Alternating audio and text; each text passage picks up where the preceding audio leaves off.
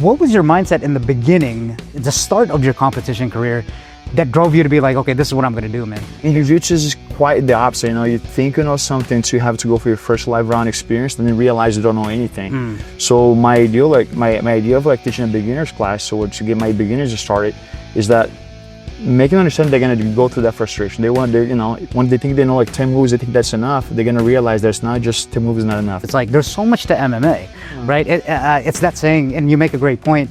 If you're focused, there's that quote, like if you're focused on more than like 2 or 3 things, you're focused on nothing. I don't think MMA guys are good at jiu-jitsu. We're good, but they know enough to like be able to survive. So at the end of it, if you have a good takedown defense, like you're mentioning, and you have good striking, now you don't need to even know jiu-jitsu, and that's the problem. That's why they neglect it. They didn't need to know, because the fight might never even hit the ground. Results, they speak for themselves when it comes down to like consistency, right? I've noticed, like, you know, the times that I dedicate myself like 100% in training and overall like lifestyle, like right diet, like the right time of like resting and all those things, those are the times I got the best results in competition. What do you think about the whole like sport of, I guess, the entertainment aspect of it? Because nowadays, like say I've said this before, but like Michael Chandler, right? Even though he loses, his stock goes up, and it goes up and it goes up because it is still an entertainment kind of sport. What do you think is the state of it when you were fighting, and how did you feel about it?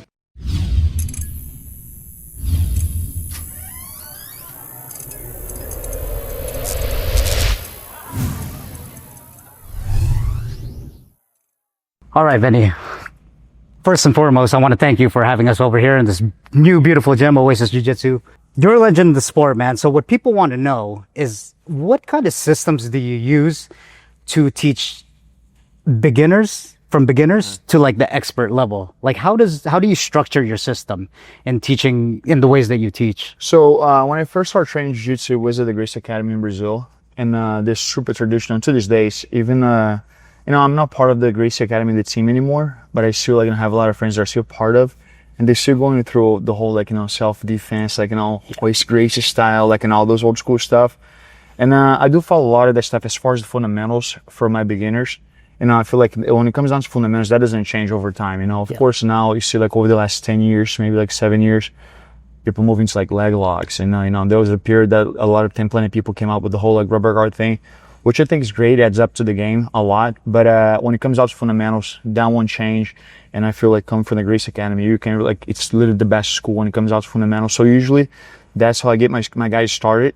But then when it comes down to like, you know, as I advance in the program, I try to implement what I call like the 3 styles of jiu-jitsu, right? The sport jiu-jitsu, in gi, no gi, and then there's the fighting part. The MMA part, yeah. MMA, right?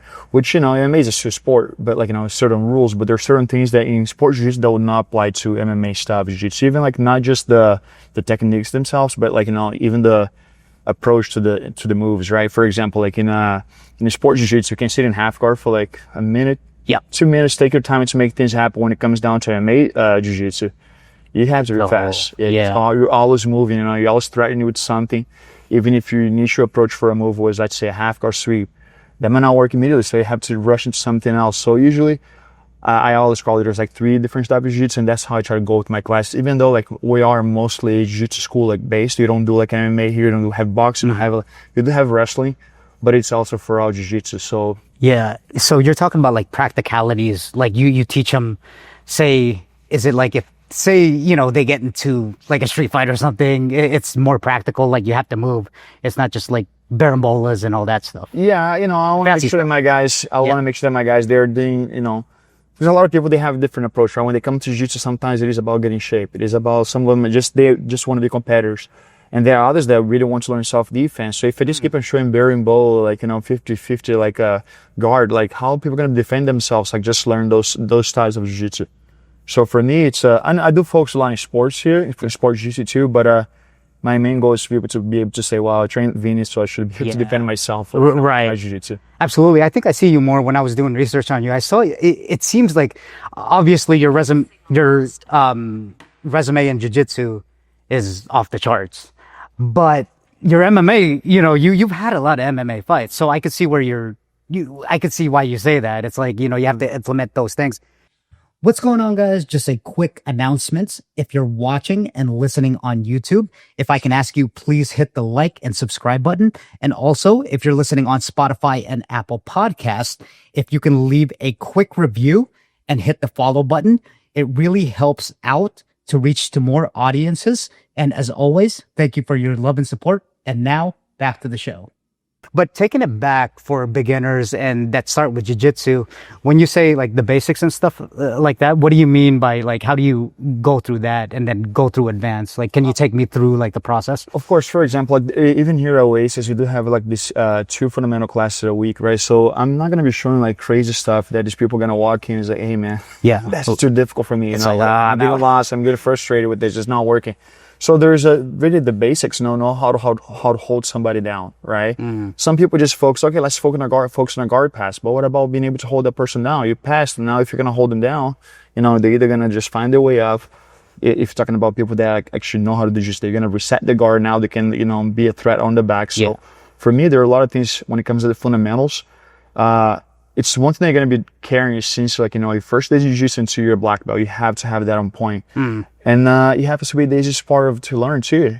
But a lot of people don't emphasize that. Even myself, I'll be honest, like sometimes, you know, like I'm training, the fact that I'm like one of the heaviest guys in the room, you know, one of the most experienced guys in the room. So sometimes I get away with like, you know, being like a little spacey, like, you know, not being as tight as I should. But then when I'm teaching the class, it's like, man, those are things that even I'm mislike on those things myself, you know, instead of being like so focused on details, I'm getting away with being the bigger guy. Yeah. Experienced the guys. Right. So is it like closing the gap? It's just the smaller details that you're talking about. Like if say you are in like a self-defense situation or even a sports situation, it's just those small details about like really honing in. And when you say you're bigger, yeah, you are a big guy. So, you know, like there's a lot of advantage to that.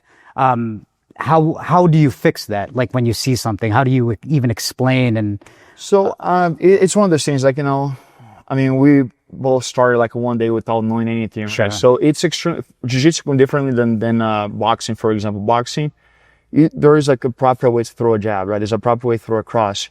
But the thing is, you get a beginner like in boxing, as long as that left hand lands in somebody's face, they feel like they know how to jab. So they don't deal with the frustration that we do in jiu-jitsu. Right. Right. So if I throw 2 punches at you, even though I just swung really hard from both sides, they're nice straight punches.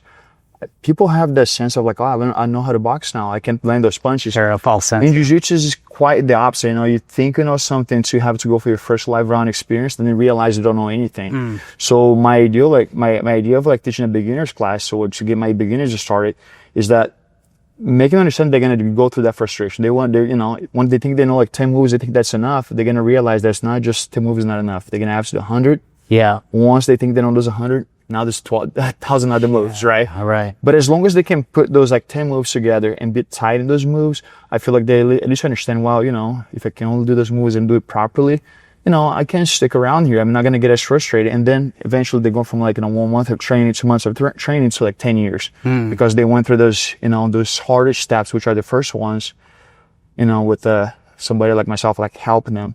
Yep. Not to get as frustrated. That which is like pretty common, like in our sport. But like, you know, I try to cut that whole like frustration to like, I would say 50%. You cannot cut much, you know. Like just yeah. but like I try to like make it slightly easier on people. Yeah. So saying that, this is probably more for myself because I do jiu-jitsu too. Obviously just a hobby. But when you say tighten it up, and this is again for myself, what do you mean by tightening it up? Just closing the lid like a jar, being tight on your game? Because I know people have different body types, like you're a bigger guy. What would you say for like, say a medium-sized guy to like a smaller guy? How would he work around like tight spaces or maybe even tighten the lid if he has like a lot of pressure on him? What would you say to like a smaller guy that, you know, has a disadvantage as far as genetics? So that's what I'm saying. Like when it comes down to like, you know, knowing how to hold somebody down sometimes has nothing to do with size, right? If you know how to like, you know, drop your hips, like, you know, where to place your shoulder, like, you know, how to make people uncomfortable, like on the bottom, cutting like the underhooks, the frames and things like that. Sometimes it has nothing to do with size. So this is exactly what I try to work with my beginners, because my whole point is, well, I could just be showing like, you know, focusing like in a whole month showing nothing but guard passes. Now my beginners are past the guard, but they can't hold anybody down. So what's the point? You know? Yeah. They just waste energy at that point. You know? Sure. Just learn how to waste energy because they're going to be past the guard. They train with somebody that's better than them. They reset the guard and now they get caught in their submission. It's like, professor, and I'm not really going anywhere. So my whole thing, even like sometimes when I do live situational drills for my beginners, I tell them, even if you're able to like just hold somebody down, that's already a win. If you can't advance the position, that's great, right? If you have side control, you can go to mount, that's great. You're doing even better than than I'm expecting from you guys at this point. But if you can just be able to just hold somebody down for 2 minutes, which all you have for this round, you already won. You know. So that's kind of my, when I start with beginners, that's what I call about like tightening the gap. It's like, hey man, if you're able to, like, let's say achieving a guard pass and hold them down for 2 minutes, let's say in a live situation, that gives time for somebody to maybe to call, like, somebody to like pull that person like off if it's, if in a self-defense situation, or even call the cops to hold somebody down. Right. You don't have to even strike them. So that's pretty much my approach to the beginners. Just make sure that they feel like, okay, this actually works. Yeah. Because I feel like that's the biggest thing that comes to their minds. Like, people think that jiu-jitsu is easy in a way. Some people do. Some people just realize that's not easy at all. But the main thing is for me, is to, like, in a short period of time, to make sure that they understand that this is efficient. Because I feel like a lot of people, they'll give up training within like 3 months sometimes, because they just go through that frustration. They cannot go past the barrier okay, I'll get better one day. So they just get frustrated and they quit. So for me, like, I try to make like those first like initial months like a lot easier than. Do you pep talk them a lot, like as far as mindset? Because I guess, say if someone goes through 3 months of jiu-jitsu, right? They try your classes, and I'm sure they get frustrated. They're like, okay, when am I going to get good at this? And we all know, starting through jiu-jitsu, you're going to get quote unquote smashed for about a year, over a year. How do you navigate against that? And also from a business perspective, keeping your students in a gym, that's probably a universal gym school kind of thing, like jiu-jitsu, to keep people in from, it's like, hey man, if you stick to it, then you're going to get good like anything else in life. How do you navigate that as far as like mindset and all that? I'm not a huge like fat talker, to be honest. Okay. Because my personality in general is I'm pretty sarcastic. So like, if once I get comfortable with the student, with the member, I kind of crack jokes a lot. It's like, hey, man, messed up. Yeah. But, I do emphasize a lot of consistency, like I tell them, like, just showing up like once a week, like learn a move today. Don't expect it to do like 3 months from now, because if you're not practicing, like likely you're not going to remember the details, like, 2-3 months from now.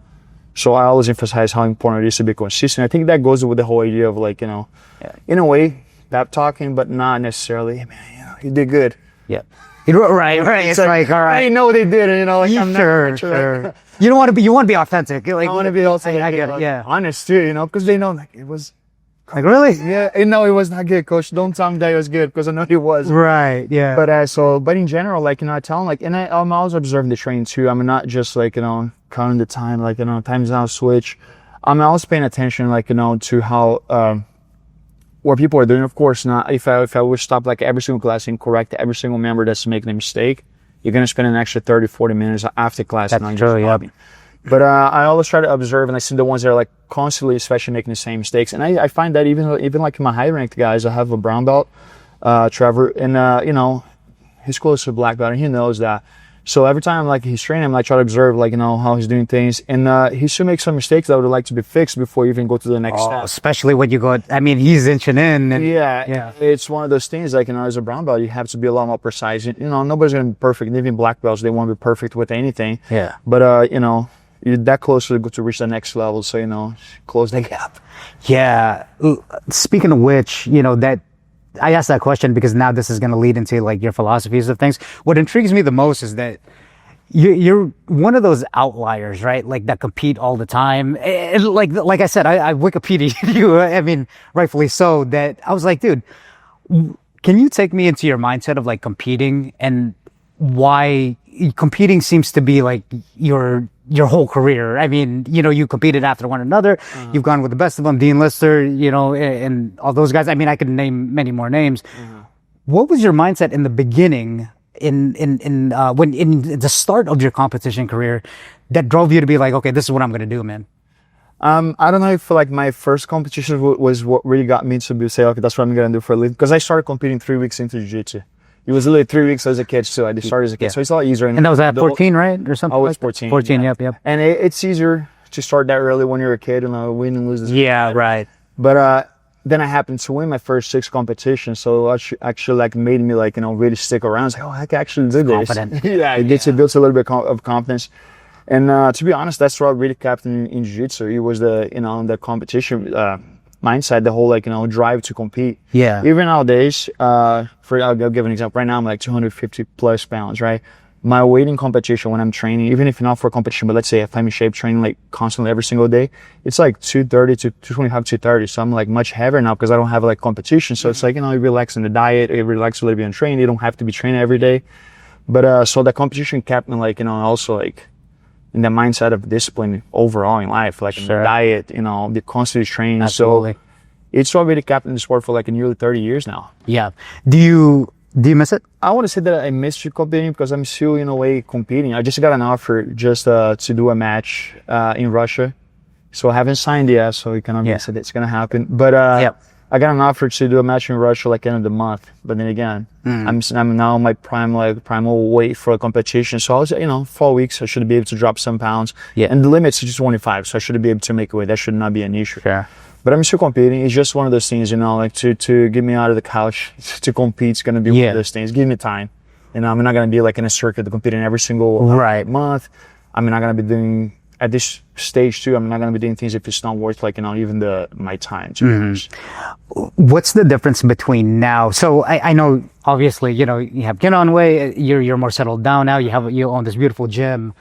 What is like the biggest, I guess, mindset shift? Did you have a hard time of switching to like, okay, well, I'm going to slow down on competing? Was that a big decision for you to be like, I'm going to slow competing down a little bit? Because I only ask that because most people, when they've been competing or doing sports all their life, say in basketball, let's say like a Kobe Bryant, it's their whole identity pretty much, right? It's kind of like, oh, dude, I don't know what I am without like competition or jiu-jitsu.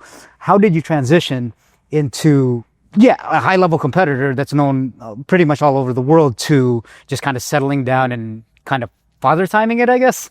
Yeah. Well, I've been at father time since I was 25. There you go. Okay. Yeah.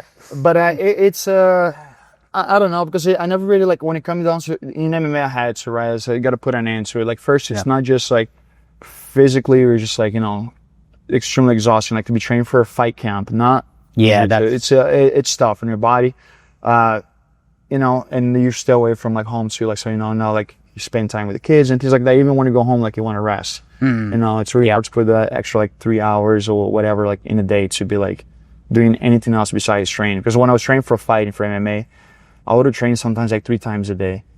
So literally by the time I was home, like, I just want to sleep. Yeah. It's not even just like you can't even think of anything, but just like rest. But, it's always that plan. My initial goal was like, okay, by 35, I'm done fighting, right? And then my last fight ended up being at 37. And to be honest, I would have probably have pushed for another year or two. You think you could have like that at that level? I would say that I could have like, it was one of those things. At 37, I also started to slow down, train for like personal stuff. And then I was like, wow, now it's really hard to get back into it, Your body doesn't respond the same way. It's almost like this. I remember that at 33, 34, which was my prime years as far as physically. People are like, oh, in your 20s, that's your prime. No, actually, 33, 34. Yeah. I was the strongest. I was like the fastest. Agreed. I was like, and more like mature mentally too for competition. I wasn't even getting nerves anymore, like in a certain way. And I was like, oh yeah, I got to do that again. So it was just so like, just walking in the office, like, So 33, 34 was the ideal. And 35 was literally the plan. Like by 35, I'll probably just retire. And then you start to think, I can still do this.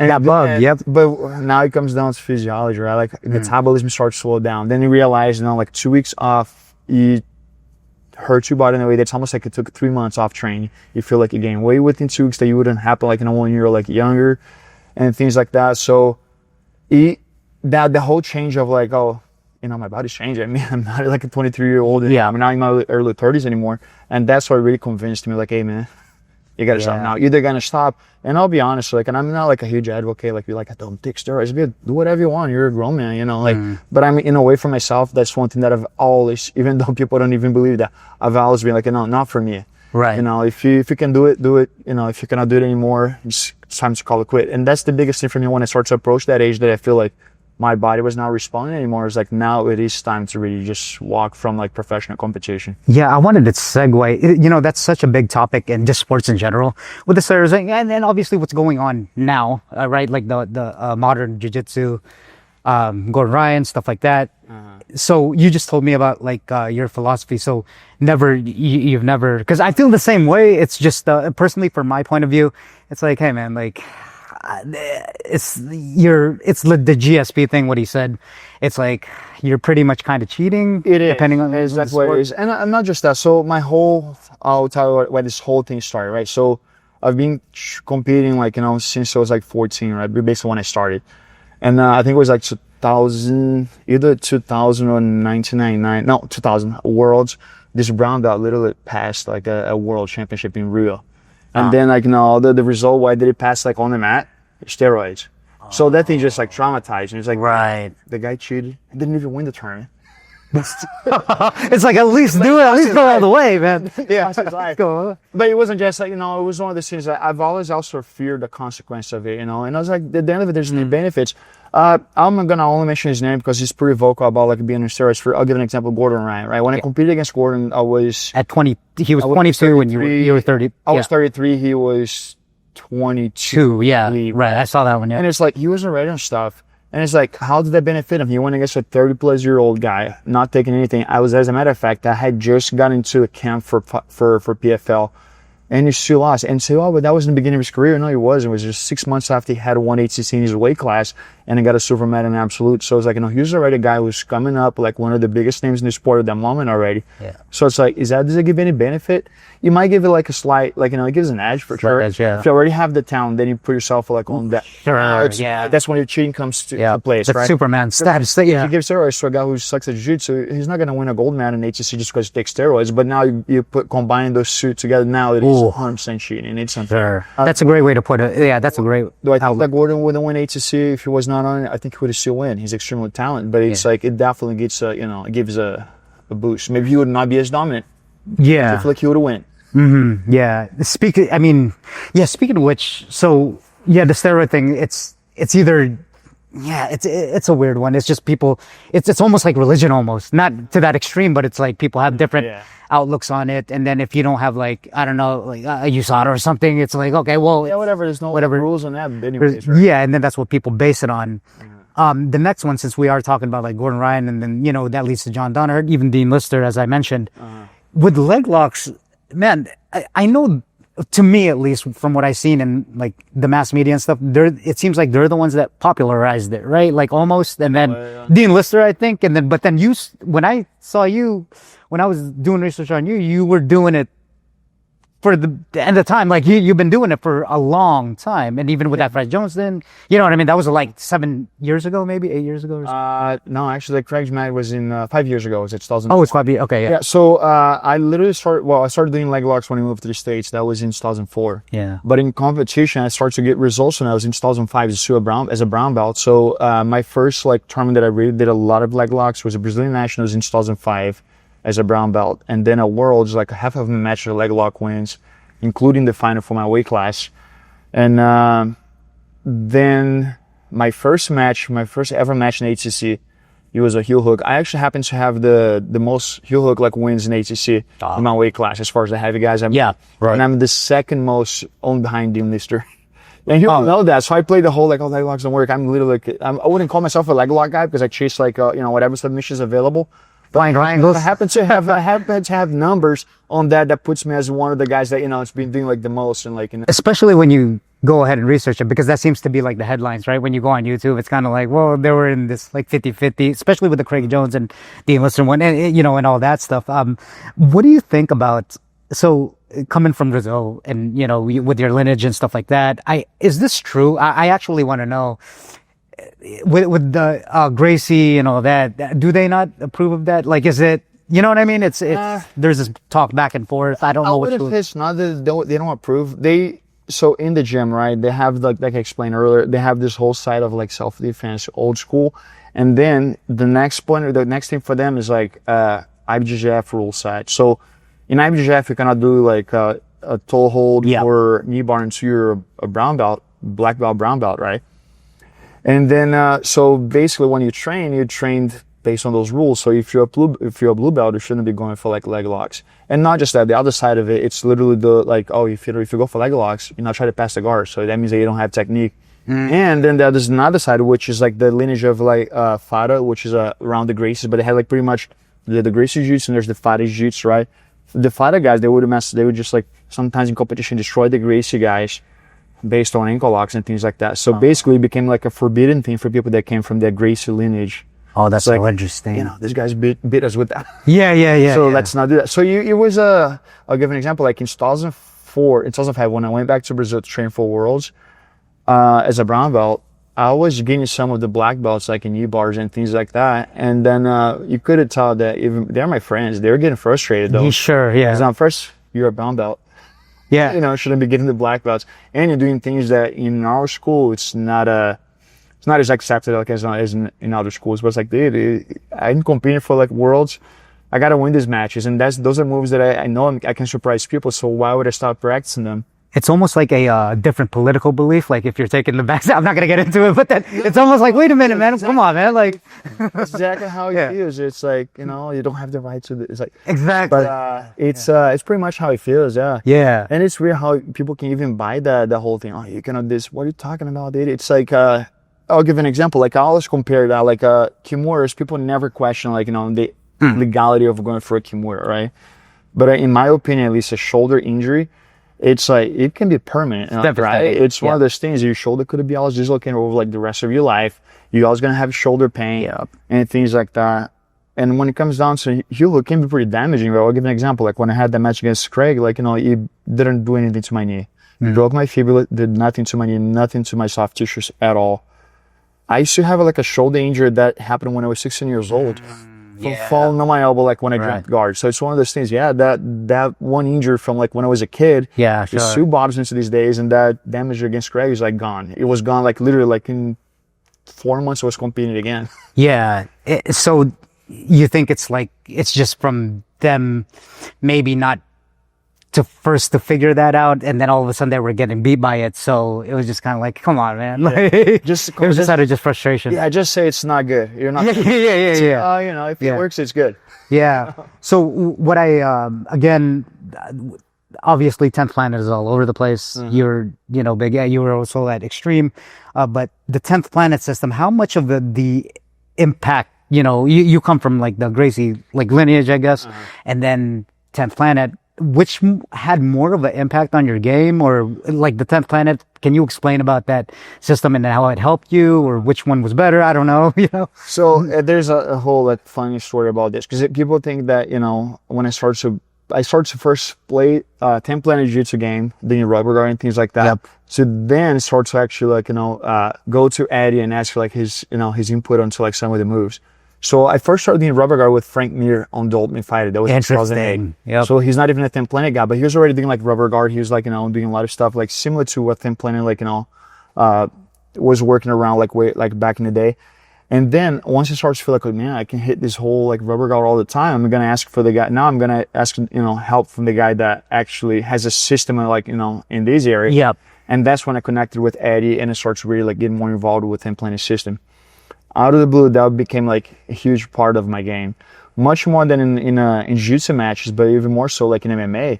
If you look at a lot of my fights, I feel just as much of a danger like when I'm on my back as I would be on top, and a lot of that comes from like I have that confidence of playing close guard, which most of the time is off like the rubber guard stuff, and that's when I was like I gotta get with the guy who actually has a system behind this. Especially in MMA, because it's different, right? Like we talked about, it's a different sport, and then you're on your back.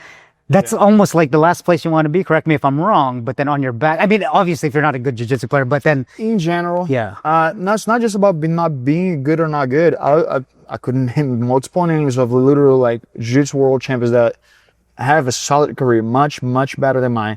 But when you stand fighter on their back, they're not as good as black belts as they are when they're on top. They can show their game like he's a legit grappler. He's a high level black belt. If he gets a takedown, if he's on top, right? Once they go on the back, they're just like another, just average guys. Like even other guys in MMA, they're not even grapplers. And that was one thing. Like for me, it was like the lack of wrestling that maybe didn't allow me to go like as far as as I could in my career. But when it came down to jiu-jitsu, if you ever fight start on the ground, top or bottom, I feel like I would have probably been like, undefeated for a long time. You'd be good. You'd be good. Yeah, yeah, yeah. There's no such a thing out here on your back. It's like Even with on the punches? ground. Even with punches? Even on the punch. Really? It doesn't take much damage like on the ground. Yeah, right. For either because people didn't even want to engage into my guard game, because I would always be a threat, always threatening with submission. Like I was saying earlier, it's a different approach. When you get into jiu-jitsu, you can just sit like in certain positions for like, a couple minutes. And MMA, you have to be constantly moving. And that was always my approach in fights. If I was to even jump guard, I would be jumping guard straight into a submission, jumping guard straight to a sweep. So Straight to a triangle. yeah, right. threat. So people are like, dude, it's not even about being on top of this guy. It's about not being on the ground, period. So for the whole thing for me, it's like, as long as I was on the ground, I was just comfortable, top or bottom. There's never like a preference, to be honest. If I was on top, great. That means that I just got the fight to the ground early. I didn't have to like struggle to get it down. But for me, it was always about like being on the ground. And there's no different like mindset or even like physically, there's no difference like at all. Even when you see the game evolve now, would you think back then it was still kind of the same concepts, or is it like has evolved so much? I mean, unless it has evolved over the last like 4 years since the last fight. Right. I don't think it has evolved that much. Sure. When it comes down to ground game, if anything, I feel like it's just getting worse, because like even in MMA gyms these days, people don't even emphasize the grappling department anymore. It's either striking or wrestling. Wrestling, you're right. And that's what it is. So when it comes down, they neglect a lot the ground game. So let's say if you were to put me like today, like now, like if I was younger, they was putting today like in a cage, I feel like I would still be just as dominant like on the ground as I was, when I was fighting. Yeah. Like I said, the biggest thing for me was like, the lack of like wrestling. Because if I could mix up a good wrestling and take the fight to the ground, now I would have likely more wins and be like, a much better career with results. But yeah, I don't think it has evolved at all. Like a ground game, I don't think people make that better at shutting things down. Yep. If anything, like I say, it might have got worse because people don't even practice as much. Interesting. So that's what I was actually going to ask next, is that if you could go back into your prime of your career, what would you change about your game in MMA in particular? I don't really feel, well, in MMA, of course, I would make a lot of changes. Yeah. I feel like I would change my approach into like how I'm going to take, my path like into getting to become an MMA fighter. First, based on results, and I'm a true believer, you feel like, because it happens, like when you see guys dominating like in the lower belts, blue belts, and they go to purple belt, they're still dominating. Brown belt, they're still dominating. And then they go to black belt and they still win. It's almost like that. That's how it is for most guys. When you look at, Romulo Barral, like he was that guy, win a blue belt, win a purple belt, win a brown belt, and he ended up like as a 6-time world champion in gi, and ended up winning ATC, like, as well. So it's one of those things. I would have done exactly what these guys did, like win multiple titles in gi. Yep. Move to no gi, collect a couple titles there, and then make the move to MMA to focus on nothing but MMA. The one I would say probably a mistake that I made was to like try to do everything at once, including teaching. Interesting. Yep. I mean, like doing gi jiu-jitsu, no gi jiu-jitsu, MMA, and I'm teaching. So I was doing so much at once, and it's really hard for you to like reach the highest level. One thing when you have so many things like in your mind, you're basically not really focused, just doing it. Yeah. So that was one thing that I started to notice halfway through my MMA career, like through like a few losses. It was that, I was like, dude, I'm doing too much of everything. Just focus on MMA now, which was probably prolonged my athletic career too, because it got to a point that only thing that was motivating me to train was MMA fights. Sure. If I didn't have MMA fights, let's say, I'll have an HC coming up. Does Vin have a fight after ATC or around ATC? Because if he does, he's going to be in shape. If he doesn't have a fight, he's going to show up here like he's training like as a hobbyist, Yeah. So it's one of the things I would have changed a lot. First, I would have likely worked on collecting more, titles, because I feel like I would be able to. I can name like probably 10 guys that I was being like the lower level belts. I also had wins over them like as black belt, but then they won like 5 titles in gi, and I just like competed once in gi. Okay. And then ATC, there are guys that I can name that never even won ATC or even placed. And I talk about world champions, and I went there just because I had an MMA fight, I was in shape, and I won ATC, just train for a fight. So it's one of those things. If I was focusing just one thing, I feel like HC titles could possibly have more, world titles that could possibly have more too, besides the lower belts. And then in MMA, if I moved into MMA without having anything else like gi and no get to be focusing on, just doing nothing but MMA, I would have likely have improved in my wrestling, focused more on my striking and all those things. And maybe that could also have a worse career, but you never know. But I believe that I could have possibly had a better career overall. That's interesting. Speaking of which, so I kind of want to zone in on that a little bit more because I talk to some fighters on the podcast. It's like there's so much to MMA, right? It's that saying, and you make a great point. If you're focused, there's that quote, like if you're focused on more than like 2 or 3 things, you're focused on nothing. Exactly. Oh, you're right, like because you're all over the place. And so zoning in on like MMA, what do you think is the most important aspect? You may have just said it, maybe it's wrestling, or is it wrestling defense? Because there's so much inputs that you have to focus on one thing. And some people make their careers modern day, Adesanya off striking, and even Alex Pereira off wrestling takedown defense, and then just striking them up. So I guess take me back to how you implemented all of that into mixed martial arts. I know you were obviously big time jiu-jitsu, but all the other stuff. So it's funny for me because like when I first started, that was my first professional fight was in 2006. I was literally just a coach that was like, oh, I'm a coach, but I'm a jiu-jitsu black belt, so I can just go there and people would take me down, I'm gonna submit them. So I had a weird and wrong, like the most bizarre mindset to be like in a, to step like in a cage. And to have an idea, when my first 4 MMA fights, I didn't even have a striking coach. I didn't have the routine that most guys have of like, oh, okay, if you have a fight, you're going to hit pads like, sure, 3 times a week at least, right? Yeah. And then you're going to be sparring at least a couple times a week. So pretty much should be doing like 5 days a week. You should be working on the striking, no matter if it is a one-on-one, no matter if it is a sparring. When I went to the Ultimate Fighter, for example, I made it all the way to the final, but I didn't start hitting pads from like the first time until I already had a fight against Ryan Bader in the final. So basically I went all the way through like first fight, second fight, semifinals, being a jiu-jitsu guy. Oh, yeah. And it's like, well, now, like, you have the, the lights on you. People know you're in the UFC, like even if you get out of the UFC, which was ended up happening, right? I lost the finale, had one more fight, lost that one again, lost that one too. And then they cut me. But now you've been in the UFC, they're not going to be just like going to like, go against like the local guys anymore. Yep. You're a guy, if I put you in a local show, you're going to be the main event. You're going to fight probably the best local guy. Right. So like, you've been there. Yeah, being there. Yeah, in the UFC. So it's one of those things. Me personally, looking at my career from outside, if I had to like redo things, I'd be like, first focus on your wrestling. It's even before striking, because I don't feel like my striking was the worst. A lot of people think that, but my personal like opinion is like my wrestling was the worst. Because if I could take people down, like I don't need to strike. It's 1, 2, take down, and now like in my world. So I feel like my wrestling, I wouldn't think my wrestling was even bad, to be honest. Yeah, I mean, I had a pretty high percentage of takedown. Sure. Like as far as like when I attempt, I would go for the takedown. I feel like the fact that I knew that my wrestling was not a part to what it should be, it kept me like on the having a hard time pulling the trigger and going for the shots. Right. But if you look at most of the time, like when I attempt a takedown, I was getting those takedowns, but it was more like thinking too much to make hesitating because like, well, I know it's not there. Is it because of the distance, kind of like your distance mismanagement or something? Yeah, it could be that, or just like it's the understanding, because it's one of those things, right?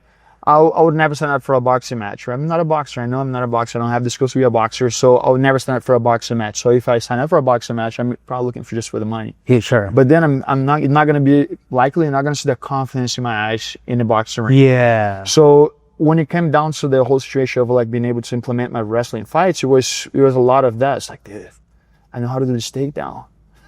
Yeah, right. Trying to shoot, yeah. Like, what if I miss? So there's a lot of me like questioning, like like that's some like confidence, right? It's like lack of confidence. And then deeper in my career, but now it's a lot like some losses. Like, oh, now I have like a couple good setups that have the confidence. Sure. But it's like now you're deep in your career. You're not just deep in your career for amount of fights. You're also older. Yeah, right. So you don't have that much time that you had. Like, when I first started, I was 22. If I had the mindset of like just focusing on wrestling, maybe by 27, which I was still like, physical prime and all that, maybe I would have another 10 years of like really good career. But instead, like that, just the whole idea of like, okay, now I'm a little more comfortable with my wrestling. You already came like into the last like 5 years. Yeah, it like the explosiveness, everything, right? Like even shooting a takedown, your knees, all this stuff. Yeah. It's funny because like the 1 year that I was really good with my takedowns was in 2018 when I ended up like make to the final of PFL, and then ended up like 2 of my main fights ended up pulling guard. And my wrestling was on point, but as I just jumped guard, but that was the thing too. I was overall that year, I was on point pretty much on everything. My takedowns were good, but also like, dude, my jiu-jitsu is also like on point. Yeah. And that was so I can just like, top or bottom, what I say earlier, top or bottom, I can, as long as it goes to the ground, I'll be fine. Yeah, man, that's a wealth of knowledge right there. And I'm sure it was kind of like a whirlwind to kind of like distinguish, between like, because the reason I say that is that I know wrestling is its own thing. I get it. You know what I mean? It's like people start off when they're 12 to 8 years old or something like that. But then being such a high grappler, it is still grappling almost, right? Then maybe it's the subtle, like double legs or something like that, or when they shoot, I guess, particular parts of the game, maybe. Like I said, my percentage, like as far as I was never one of those guys that would be like going for takedowns 10 times to get one takedown, right? Yeah, you tire yourself out. Percentage. I had high percentage. It was like, okay, you go for one shot. Most of the time I go for that one shot and it would have turned into a takedown, or maybe two and a takedown. So I had a high percentage like on takedown. It's just how many times you shoot in the fight. With your ground game, you should have been shooting like 20 times. 20 times. Or with your percentage, maybe just have the confidence going for that one shot so the fight could go to the ground as soon as possible would get you what you wanted. So I feel like it was more also the understanding that wrestling is the toughest part of the game. People can say whatever they want, right? Yep. I do have this belief that most people in MMA, they suck at jiu-jitsu. I'm not saying that because like I'm comfortable. Just like I said, people just neglect. They don't train jiu-jitsu as much for MMA. So most people do suck at jiu-jitsu when it comes down to MMA. Striking, it's a big part of the game, it's an entertaining part of the game, but the toughest one is wrestling. For example, like if I was to get into a training camp right now, I can do like 5-minute rounds of grappling every single day, right? I'm gonna get tired, yes, but I can still move through those 5-minute rounds of grappling. Striking, I can just like, be like, throw like maybe like only 10 punches in a round, but I can still move for 5 minutes and defense it up. I can even throw some punches, right? But it's one of those things. I'm not gonna be dying, like if I go for like if I start training again for a fight now. Now putting me into like 5-minute rounds of nothing but wrestling, I don't think I will make it even to those 5 minutes to the end of those 5 minutes. That makes me cringe just thinking about it. Yeah, it's like 2 shots and I'm worn out and I'm like hands on my knees and all those things because like wrestling is like really tough. And I think that was also the part that got him into the whole like hesitating like to shoot. Because like, dude, if I fail a couple takedowns, I know that's gonna wear me out. So now I'm striking from outside, not being a striker. Yeah. So that was the thing that I was dealing with. Interesting. Striking from outside and losing on points because for the fact that I was not a striker and not shooting. So what do? Jiu-jitsu only works once you go to the ground. Yeah. There was so I noticed like a progression, especially when like say the UFC first started, with the Gracies and stuff like that. It was all about the jiu-jitsu, right? Joe Rogan would talk about it and stuff like that. But now, even when I talk to high level pro fighters, they're like, dude, wrestling sucks. Like, you know what I mean? But now it's what you need, like what you're saying, pretty much. It's I guess it's a big part of the game. But then I wouldn't call it hype, but then all the talk was back then was like jiu-jitsu, it's like a smaller guy could be the thing now. But now it's like, if you don't have wrestling takedown defense, man, or if you don't have any wrestling, it's like, dude, you're just fucked. At least takedown defense. Yeah, but back then it's funny because like, I didn't start like in the 90s, but if you think it was like early, in a way, so like mid or early like 2000s, there was still the mindset of like, I can just use my jiu-jitsu and beat people. And I actually had the mindset myself. Sure. The difference is nowadays it's like everybody has access to jiu-jitsu, right? Like I said, I don't think MMA guys are good at jiu-jitsu. We're good, but they know enough to like be able to survive. So at the end of it, if you have a good takedown defense, like you're mentioning, and you have good striking, now you don't need to even know jiu-jitsu, and that's the problem. That's why they neglect, because they didn't need to know, because the fight might never even hit the ground, and if it does, when you're sleepy or when you're sweaty, scramble, it's not in the 90s anymore, right? Like. So people didn't have access to jiu-jitsu. They didn't know jiu-jitsu. So now it comes a wrestler like Mark Coleman, right? Fights Royce Gracie, and he's like, oh man, it's like skinny little guy. What is he gonna do? Like when he's on his back? Yeah, he's gonna armbar you because he didn't know practice an armbar defense. Sure. Yeah. And nowadays you can get guys like high level wrestlers. They already have the basic understanding. Yeah. Now, likely they're not gonna be submitting like with a great technique a jiu-jitsu black belt. But they will be able to survive because, they know how to follow the hips when somebody tries to move into an armbar. They know how to, disengage when it's time to disengage. So it's, things have changed when it comes to that, but it's not because jiu-jitsu got worse. Some people now have more access to it, Yeah, as like a hobbyist, and I've only been doing it for 6 years, but then what's the most discouraging, and this is probably universal, is someone coming in there having a wrestling background and just murking you and then questioning yourself that I've been doing this for 6 years. Oh man, I'm getting murked by a trial guy that just holds me down and, body locks me. It's like, yeah, but the funny thing is that's what like for me, like in a way makes like no jiu-jitsu more fun these days. It's because like, you know, you can get like a guy who has like 6 months of jiu-jitsu, but he has a whole life of like in wrestling. He can be a good training partner for you, even though I'm a black belt with like 20 years of jiu-jitsu, 27. And it's like the blue belt with a wrestling background can still make good training like, you know, from you. Now, when you put the gi on, it's such a like, you know, gap. It's almost like, well, you know, blue belt's not going to be my best training partner if I'm training full world. Sure, yeah. So it's, yeah, I get that frustration, but at the same time, like, it's actually a good thing. Yeah. Anybody like, you know, that's just starting jiu-jitsu, as long as they have that wrestling background, they can be a good training partner for you. Yeah. While in the gi should be a big gap, you know. Yeah. What belt are you?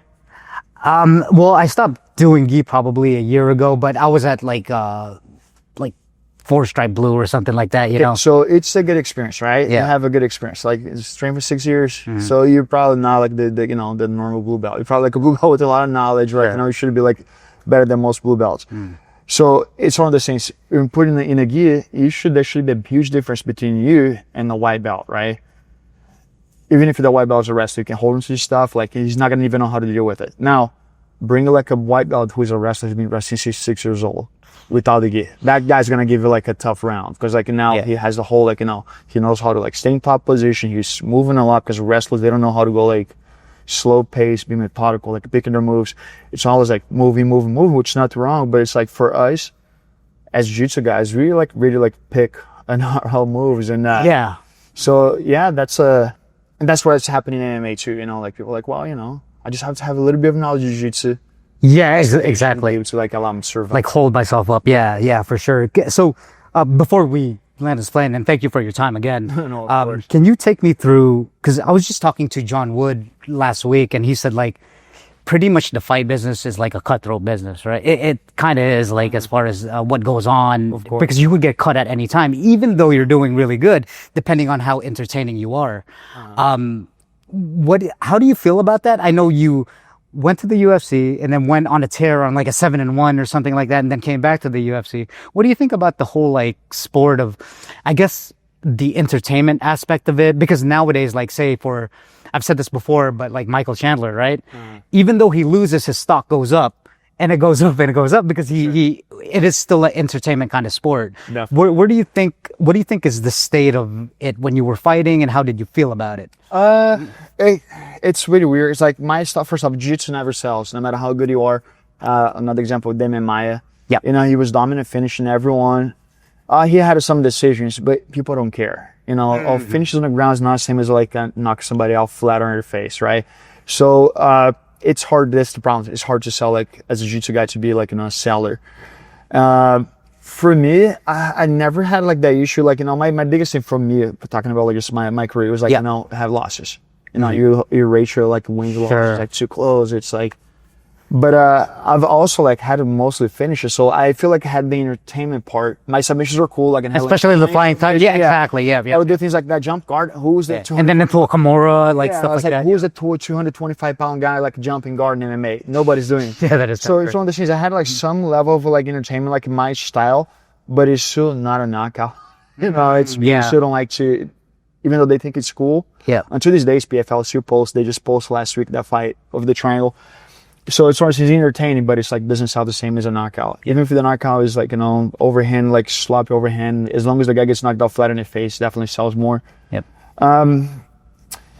To be honest, like John mentioned, you know, it's a thing that you have to always be proving yourself as an entertainer too, and that's why I feel like in a way hurt my career, especially like to the big like public, because like when it was in the UFC, for example, like I got in the UFC through the Ultimate Fighter, right? So there was a little argument between me and Nogueira. Okay, yep. Totally made up by the production. It was a situation that never really happened exactly how, like, you know, it was portrayed like on the show, right? On the show. Yep. But it's like, now, you know, you're that guy, so you might as well just play the role. That's interesting. You know?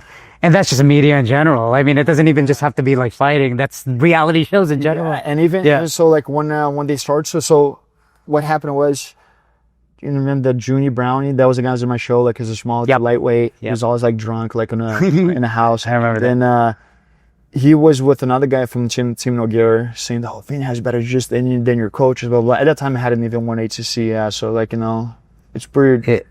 the credibility. He didn't even say that I'm better than those guys. I got you. So like he shouldn't be saying that, but he just kept like yapping. He was drunk.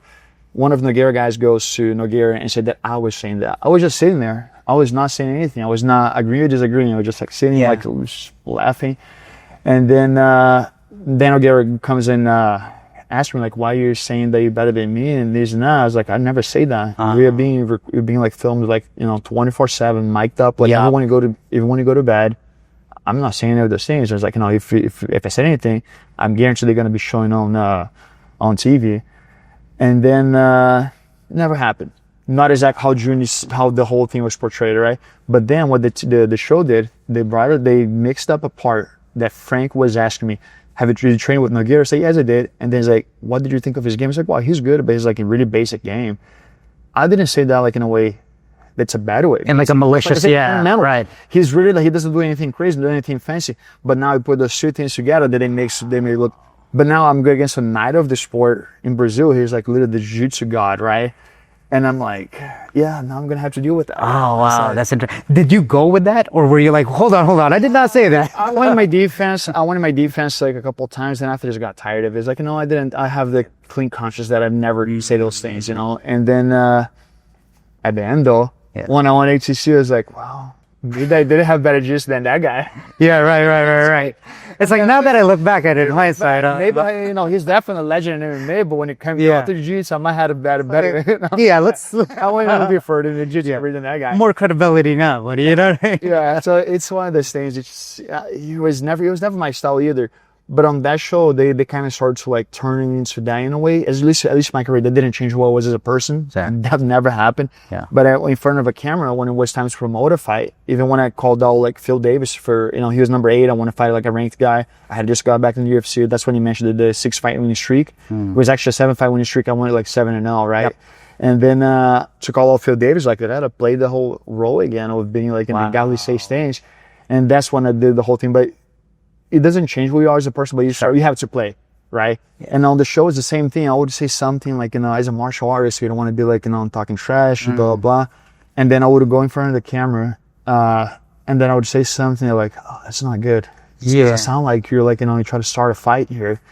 And then they would have me redoing. Sometimes I would sit like in the room for like 10 minutes, try to say something. That's not good enough. Because I'm not being like, I'm not instigating anything. Yeah. And then eventually like, oh, if that's what you guys want, I can do that all day too. Oh, that's so interesting, man. That's such a great insight, of how things work. I mean, in a way it's entertainment, but it is kind of like cutthroat. And then also it almost forces you to play that part because it gets a lot of views, right? Like nowadays in social media, it becomes your identity almost when you play that part. Yeah. It's almost like some people become that.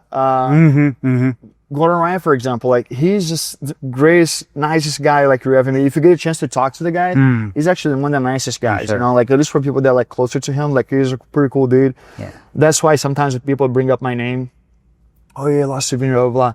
Neither I engage or he engage because we're pretty cool with each other. Right, yeah. I respond like, in a way that he's going to be insulting me, and I never even engage to it whenever I get tagged because we respect each other. Yeah. But he plays the whole like the bad guy. He played the brand. He's playing the brand. For sure. If it's somebody else, he's like, he doesn't care. Yeah. But then when you meet in person, like, that's not the same guy. Like, sure. He's not a, I mean, man, I got to figure, I heard from somewhere the statistics, it's like his instructionals or something like that. Like, I mean, I guess you have to do what you have to do. Exactly. And you have to, I guess you have to separate that from your actual life. Like you said, you had the conscious, your consciousness was there. But this life, look, we gotta make some money. Gotta make money, right? Is it like me? Like I won that won the top 8 fight. Is like, I guess I'm gonna have to do some like shit talking now. It's like, I won the fight. Yeah. So before we end this video, so this is kind of a general question, but I'm sure a lot of people want to hear it from a legend like you in jiu-jitsu. What, with your overall experience, man, what would you say was the biggest factor of your success in your career, and what would you give advice to other people that want to actually compete as much as you competed and at a high level? That's a good question because the results, they speak for themselves when it comes down to like consistency, right? I've noticed like, the times that I dedicate myself like 100% in training and overall like lifestyle, like right diet, like the right time of like resting and all those things. Those are the times I got the best results in competition. And the times I was like slacking a little bit, it's like Yeah. I was still competing, but I was not getting like the results that I was like, that I would like to. The focus, maybe. Yeah, Yep. it's the focus. It's one of those things that if you really want to do this, no matter what it is in life, it's not just like in competition in sports, right? But like you got to be 100% dedicated to it. You know, you cannot basically cannot half-ass things. And I've gone through the whole wave of like, okay, now I'm like 100% dedicated, and I'm half-assing. And then you see the results right there. Right. I never won anything half-assing. Literally never. I've competed going in that mode, right? I've competed multiple times, just like, I'm gonna go against this guy. Try to launch it. And now you lose to guys that are not supposed to, right? Or you lose turns that people expecting you to win, but you know where you're at, like because you know you didn't, Yep. put it like the time as you should have. So it's one of those things. If you really want to do this, if you want to do anything in life, like give 100%, right? Yeah. Don't just do half-ass. Because like it's just a regular job, dude. Absolutely, man. If you're a salesperson, if you don't go 100%, you're not gonna sell much. Anything. If you're a bodybuilder, if you don't go for the last one, everything is hurting. Yep. You're not gonna grow. You're not gonna you're not gonna win like Olympia or whatever. So it's one of those things. It's if you decide that's what you want to do, like give it 100%. And that's why it feels for me. Like and the good things, like for example, my son is like he's 14 years old. He wants to be a boxer now, which I'm so opposed to it. Oh man. I'm opposed to it. It's not even because of the career getting hit. Yeah. CT. Yeah, I get. Yeah, it's like I no get. jiu-jitsu, dude. Like you got a trainer. Sure. Yeah. Right. Like It's like I got somebody to train him for free. But it's like he wants to do that, and it's like you're gonna have to give 100%. Otherwise, you're gonna just be another guy in the gym thinking you're, and it's like, and you can use me as an example. Like I can just break down my whole career, the times that I've actually succeeded and the times that I've just failed on things. And there are times I feel like I was right there, and it's like there are times too that I gave it 100%, and still like losses happen, right? But most of the time when I actually did it really bad in competition were the times there was not giving 100%. So Yeah, interesting, and that's great advice from obviously with your illustrious career, man. I want to thank you for your time. This was more for me than anyone else, selfish reasons, but so. I guess the last thing I'm going to ask you is, 100 men, one gorilla. No, we're not going to get into that. We're not going to. I appreciate you. thank you.